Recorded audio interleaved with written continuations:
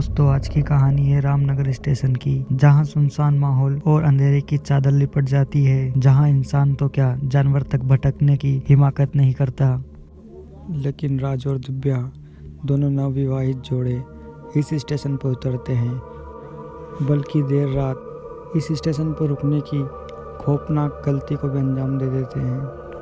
तो आइए जानते हैं कि क्या थी वो असल खौफनाक कहानी राज और दिव्या की, जो आज तक उसे भूल नहीं पाए।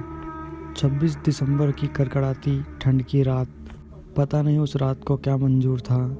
आसमान में तेज बादल गरज रहे थे, हवाएं जोरों से चल रही थी। ऐसा लग रहा था कि बारिश और तेज तूफान आने वाला है।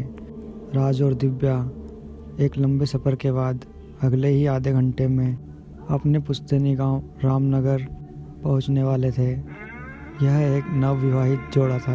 इनके गांव के नियम अनुसार नवविवाहित जोड़े को बैकुंठ मंदिर के दर्शन करने होते हैं और मंदिर के अंदर मौजूद एक विशाल पीपल के पेड़ पर धागा बांधना होता है। इसी विधि को पूरा करने दोनों अपने गांव जा रहे थे। वैसे तो वो लोग अकेले ही थे, क्योंकि उनका परिवार शहर में ही था, पर उसके कुछ रिश्तेदार गांव में उनके स्वागत की तैयारी कर रहे थे। रेल की भी पता नहीं क्या मजबूरी थी कि रात के करीबन 10 बजे के आसपास दोनों ही रामनगर पहुँचे। वैसे भी राज दिव्या को बहुत सारी बातें बता चुका था इस स्टेशन के बारे में, जैसे कि इस स्टेशन पर कभी भी किसी की आवाज़ का जवाब नहीं देते हैं और ना ही यहाँ भगवान का नाम लेते हैं, और भूलकर भी यहाँ रखे किसी भी चीज़ के साथ छेड़छाड़ नहीं करते हैं। कहते हैं कि इस स्टेशन पर बुरे साये का राज है।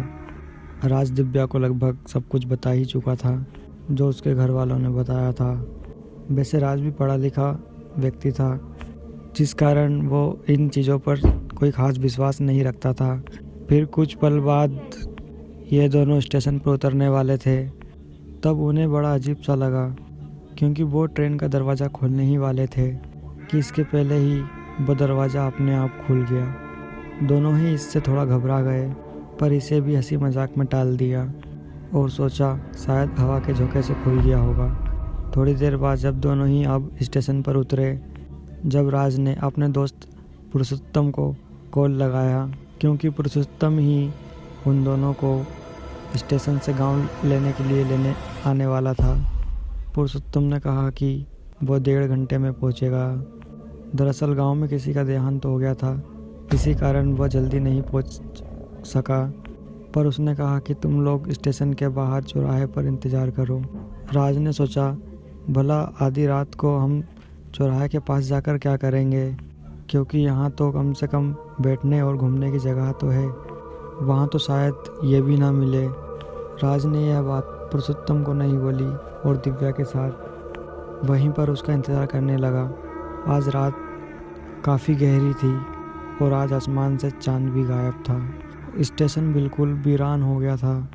राज ने तभी दिव्या से कहा कि वो उसका इंतज़ार करे और तब तक वो वॉशरूम से आता है, और उसके बाद राज वॉशरूम की तरफ चला गया। और यहाँ अब दिव्या अकेली हो गई थी, और कुछ ही मिनटों बाद दिव्या को अब अनहोनी का संकेत मिलना शुरू हो गया था। उसे लगातार रेल की आवाज़ सुनाई देने लगती, पर कोई भी रेल पटरियों से गुजरती हुई नहीं दिखती।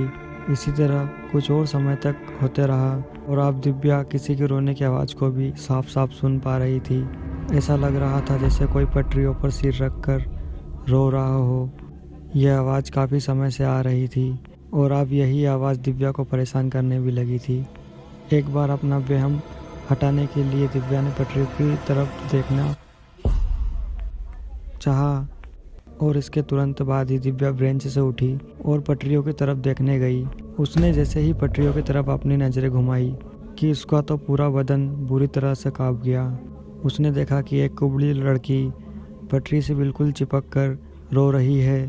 लेकिन जब दिव्या ने उसे देखा, तब शायद उस कुबड़ी लड़की ने भी उसे देखा, और जब दिव्या को देख लिया तो वो लड़की वहाँ से पटरी छोड़कर प्लेटफार्म की ओर बढ़ने लगी। दिव्या उसे देखकर बहुत ही ज़्यादा डर गई।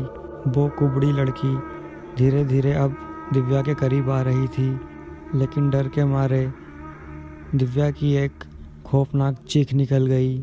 उसकी चीख सुनकर राज दौड़ता हुआ बाहर आ गया और दिव्या के पास पहुंचकर उसे शांत करने लगा। राज ने पूछा कि क्या हुआ, तो इस पर उसने कहा, सब कुछ बताया कि यह कुबली लड़की के बारे में। तो राज ने कहा, क्या दिव्या तुम भी? मैंने बस टाइम पास में ये भूतिया बातें तुम्हें बताई थी, तुमने उसे सच मान लिया। असल में ये सब कुछ नहीं होते हैं, जो तुमने देखा वो सिर्फ और सिर्फ तुम्हारा वहम था। दिव्या बहुत ही ज़्यादा डर गई थी और लगातार राज को यहाँ से चलने की कह रही थी, लेकिन राज भी भला क्या करता।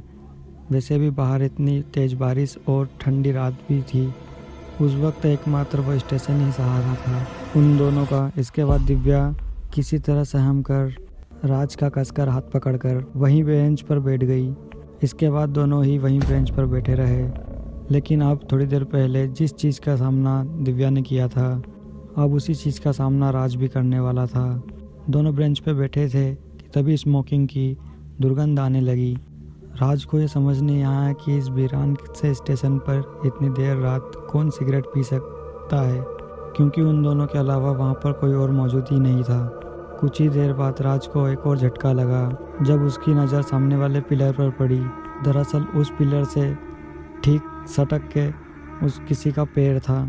उन पैरों को देखकर तो यही लग रहा था जैसे वहाँ पर कोई खड़ा हो। राज समझ गया कि हो ना हो वो सिगरेट पीने वाला ही खड़ा हो। वो भी दिव्या की तरह अपना वहम मिटाने के लिए उस पिलर के नज़दीक गया। जब राज उसके नज़दीक गया तो राज की रूह कांप गई, यह देखकर कि वहाँ कोई शख्स मौजूद ही नहीं है। पर हाँ, वो पाँव मौजूद था, लेकिन ये कैसे हो सकता था? उसने ठीक से देखा तो पता चला कि यह किसी का कटा हुआ पाँव है।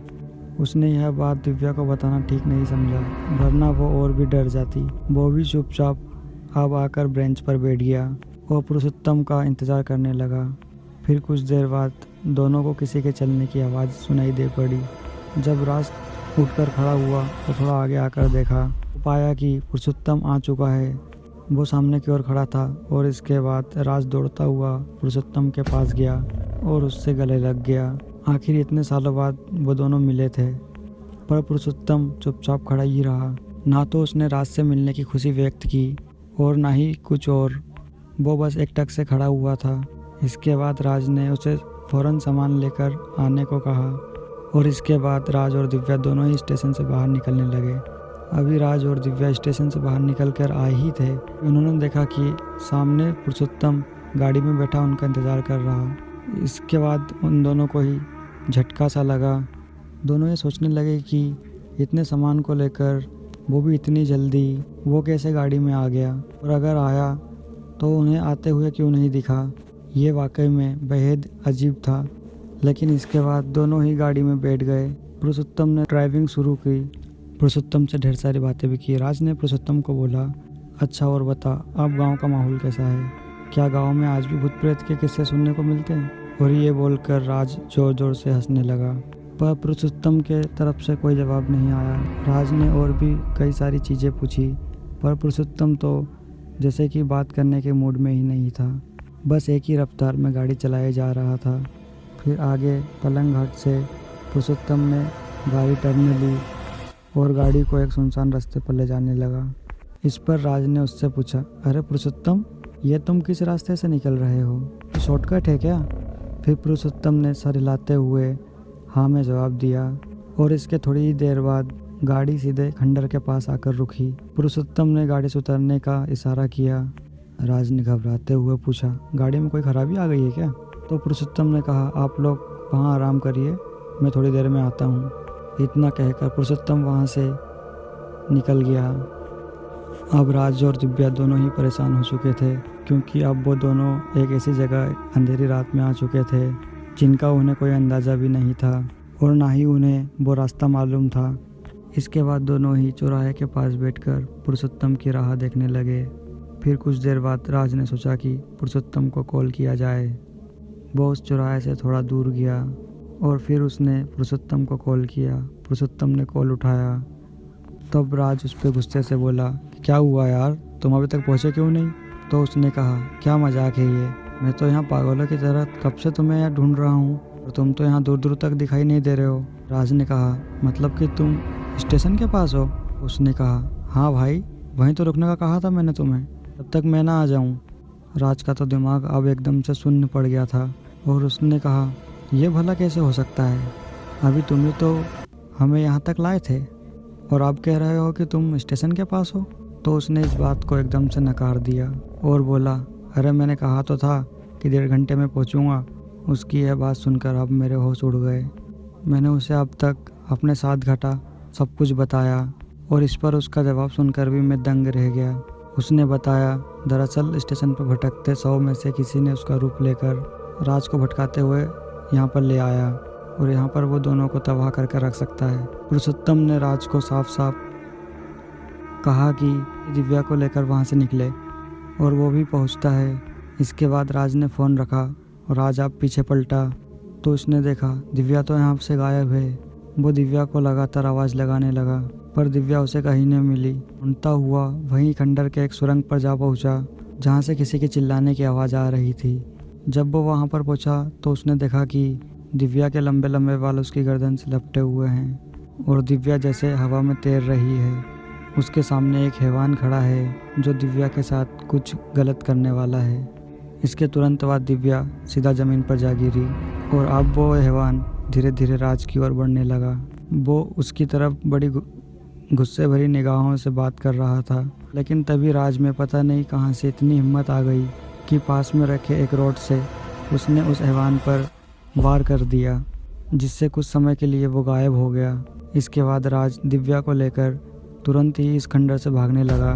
भागते वक्त उसे पीछे से बहुत सारे रोने की और चिल्लाने की आवाज़ें सुनाई दे रही थी, लेकिन दोनों भागते भागते किसी तरह सड़क पर आ गए। उन दोनों ने ज़िंदगी में पहली बार इतना खौफनाक नज़ारा देखा था। उन्होंने देखा कि खंडर से उनकी तरफ कुछ साए बढ़ते हुए नज़र आ रहे हैं।